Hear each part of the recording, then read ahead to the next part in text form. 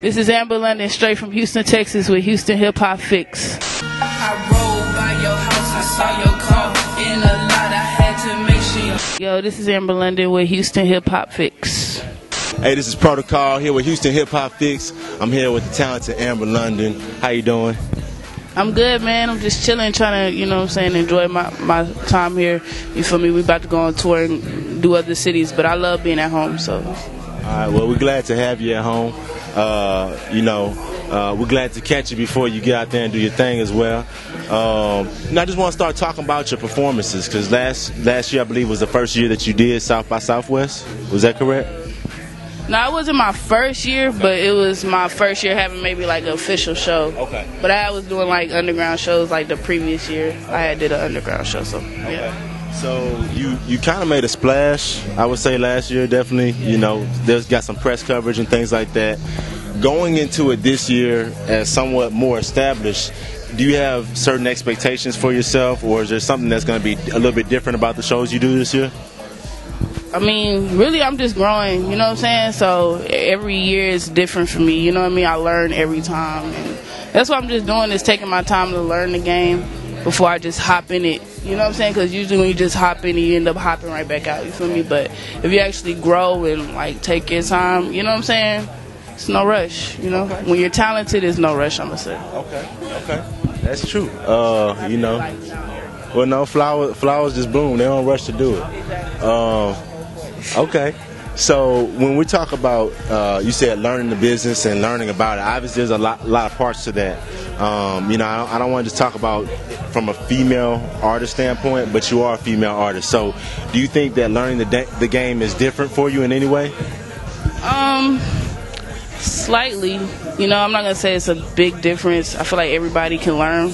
But I guess as a female, like, you breaking barriers, you know what I'm saying, with, like, because it's just so rare sometimes, and sometimes people underestimate you, and you get like that kind of, like, you get around a lot of males, and it's, you know what I'm saying, so it's just, that little stuff. But I feel like everybody learns the same, you know what I mean? Okay. So when we talk about being underestimated, maybe being counted out sometimes naturally, which can happen to any artist, do you look at yourself as an underdog? Do you look at yourself? How do you view yourself in the game right now? I mean, I definitely think I'm an underdog. I have I have a lot more ground to cover, and I covered a lot of ground also. But at the same time, you know what I mean? Like, I know that I have a lot more to cover, and I'm definitely still an underdog, still coming up. You know what I mean? Yeah. So, talking about covering ground, obviously you have moved beyond Houston. You have. But there are maybe some people who still aren't familiar with you completely yet. But it goes without saying that you're definitely one of the hottest female rappers in the city right now. Are there any comparisons that you received that you feel are favorable to other female rappers yet, or how do you feel about being compared to other female rappers? I feel like people gonna always, compare. Like, that's what they do. They've been doing that. But I get compared to mostly like older, like OGs, you know what I'm saying? Like Gangsta Boo, I've gotten Boss, anybody that's kind of foxy, the old school, you know what I mean? That's who I get, and I can't complain about that. That's flattering, you know what I mean? So I don't really get compared to no one that's like right now, but that's where my demeanor stems from, that influence. And even before I was influenced by the 90s, I always had a very mean demeanor, because I just associated making music with letting out my anger, you know what I mean? So when I found that 90s influence, it just fit perfectly with anger, you know what I mean? Like, they were fighting for something. They were more, if you get what I mean, they're more real, you know what I mean? They were. And a lot of their music, that's really a compliment, I think, to be compared to a lot of the artists that are really laid the platform down, because a lot of artists are here today, gone tomorrow, because they're a part of a trend. So I definitely think that you being compared to them shows that you're here to stay. But you have a long way to go as well. So what are some of your immediate goals for your career? Really, just stay consistent, you know what I mean? Put out more music, more videos, and I feel like if I do that, then I'll be fine. I think a part of my who I am is hard to find. You know what I'm saying? Amber Low motherfucking Key, like that's my personality. So it does conflict with my career because I'm a rapper. You know, supposed to want the fame and spotlight, but my personality makes me shy away from it, so it's like a challenge. So if people understand that about me, they understand that the music is there, the talent is there. It's just that, you know, I'm like battling between wanting to be seen in that light or remain underground where I'm comfortable. You know what I mean? So it just depends on what I want. But I'm just gaining my fan base slowly, like, you know what I mean? Just real people that really like it. You know what I mean? It's no rush, you know? Okay. Yeah. Do you think as an artist, a lot of people have a facade, or there's a lot of posturing in the music industry? Do you feel that you're able to open up with your fans honestly yet? Do you feel that you've gotten to the point as an artist where you can just kind of go in the booth and really pour it out, or do you think that there's some wall up still with the music? I feel like I've definitely opened up, you know, in a lot of songs. Like, there's something that I really put my heart in. I was thinking, you know, could I probably be more open? Maybe. You always can, you know, but it's not something I shy away from. I try to be as honest in whatever I feel internally to let it out of my music. You know what I mean? So yeah. Okay. I noticed something with you know, your the 94 EP. I saw, you know, a song 98 attached to it. So I think you have I don't know if there's an attachment to the 90s. What do you appreciate most about that decade, and how does that transfer into the music that you have today, almost 20 years later?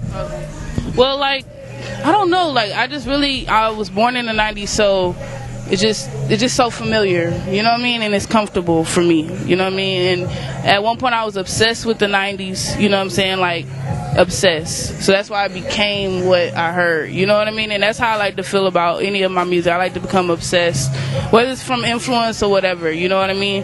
And I became that, and the 90s will always have that influence. It's not so much as an influence on me now, today, that it was maybe 2 years ago, but it's still gonna always be with me because the funk don't die, you know what I mean, no matter what. That comes from your soul, you know what I mean. So, but I would say that my sound is changing, but it's still gonna have that feeling because of who I am, you know what I mean. Well, I think it's definitely one of the greatest periods in hip hop.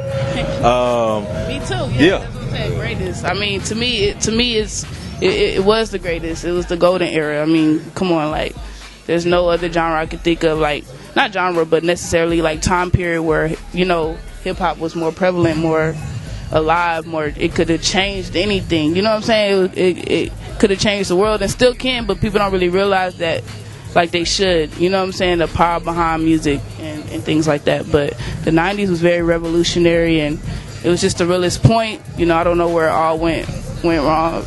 But when we talk about, because you're kind of tapping into something, I see where you're going when we're talking about, you know, the Tupacs, you know, even going back a little bit further, you know, NWA, Ice Cube, the Ghetto Boys, right? They spoke a lot and they changed the world with the words. Do you feel that that's something that you're able to do, or do you feel that there's anything?